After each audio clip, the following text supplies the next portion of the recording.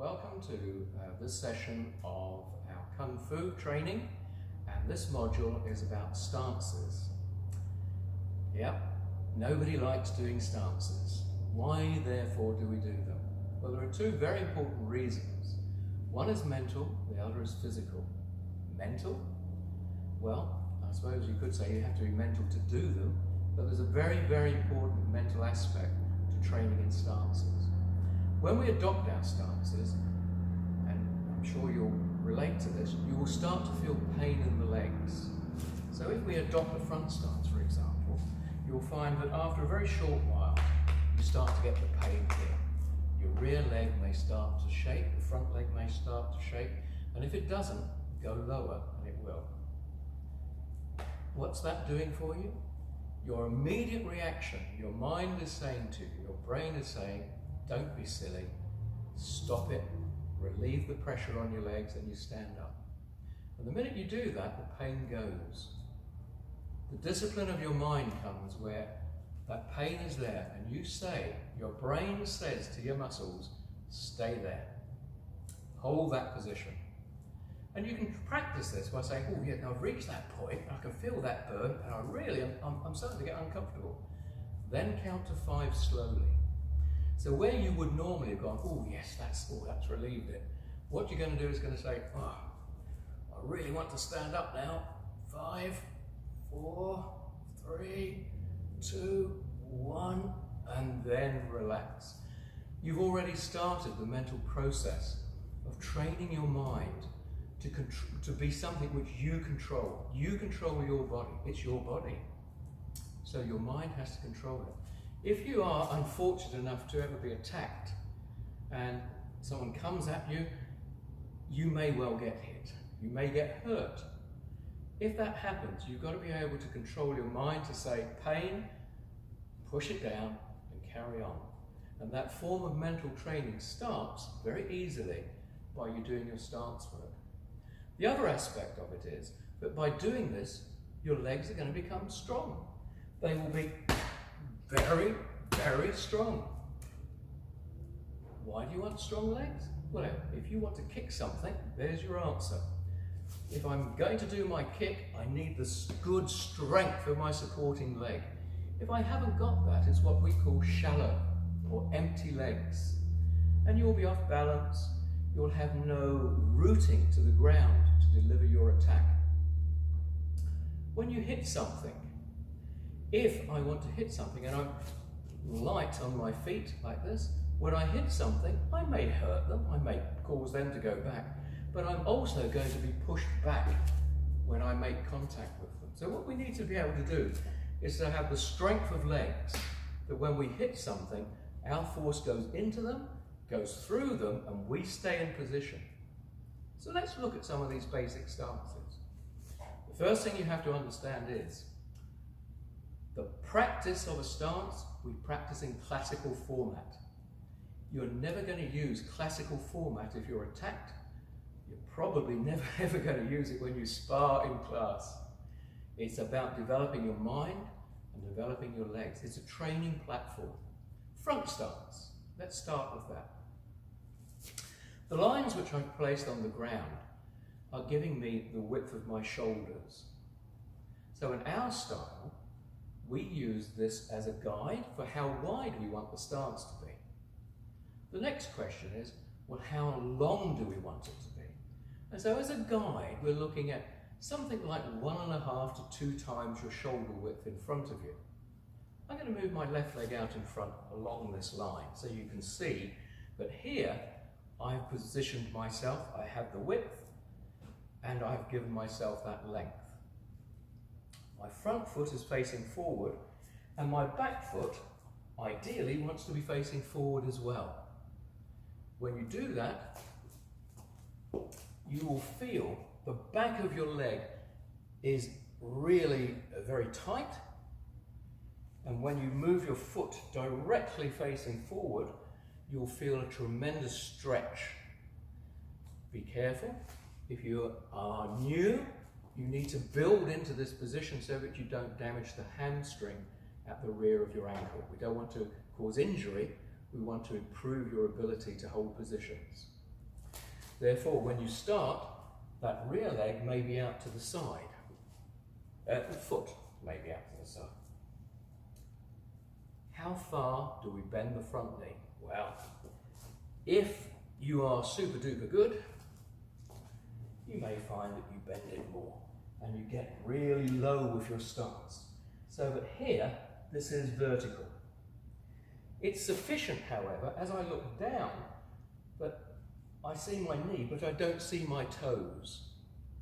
And that's the rough guide we would say. The level that you bend your knee is so that you can't see your toes. And the back leg is straight.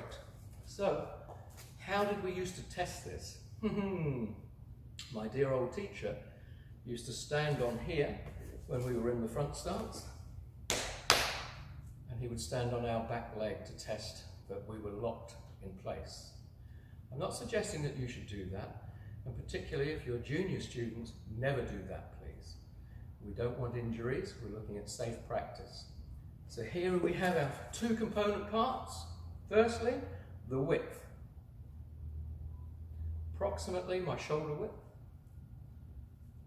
The distance forward, round about 1.5 to 2 times my shoulder width.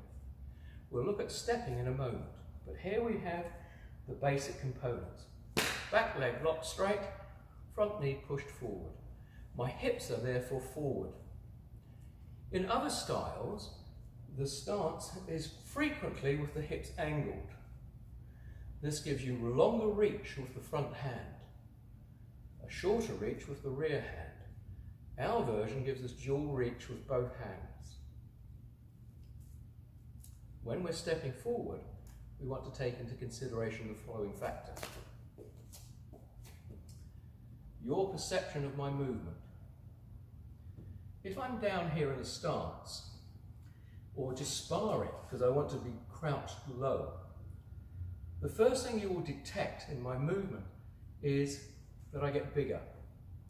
For example, if you look at the ocean, you see a little speck out at sea, and it's a boat coming in towards you.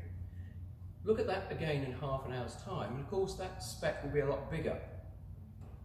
It's bigger because it got closer to you. Same with our movement. Here we're talking about milliseconds. If I move in and I raise up to come at you, your mind will perceive the height change. I've got bigger, therefore I naturally know you're coming at me. If I maintain that height as I come in, even it's milliseconds that can make the difference between whether I hit you or you block. Very valuable. Let's look at that. Here's my movement, and to increase my power, as I move, my front foot is going to turn out a wee bit. My back leg is going to come in, and my front knee had to bend to compensate. Otherwise, I would have got taller. So I've pushed my weight down into the stance. As I now step out, this leg is going to straighten and the foot turn. Watch the hips and the effect that that has. The hips have now come round and I'm facing square. And this is the generation of power. So from here, the power has been generated by the hip thrust, forced by the staunchness of the rear leg. And this gives us power in our movement. Let's look at that again. I'll do it once more coming forward, and then I'll show you sideways. So from here, our movement, straight back leg, looking down, can't see my toes. Keep your eyes forward, turn that foot, bend the front knee as you come in, step out and turn. And this is giving you the movement for our front stance. You can practice this. Maybe you can find something at home which has guidelines. Carpet, tiles on the kitchen floor, something which will give you a guide for distancing. Looking at it sideways. bringing in. This turn, of course, all happens at the same time. There's no, I don't do 1, 2, 3. It all happens as one smooth movement as I turn out. Push that knee forward. Bring this in. Still straight here and out into position. Other factors, your head, your eyes, looking forward. Although my hip turns, I keep my eyes on my target. I never take my eyes off my target. We also want to consider, as we're moving, whether or not we're going to be in a stable environment. So by that I mean this. In the gym, it's great, even flooring. If we're outside training, you need to make sure that you're moving into a good area, gravel, maybe grass where there's little divotty bits. So let your foot guide you into the place and then push your weight into the stance so that you're very stable when you do this. This is our front stance.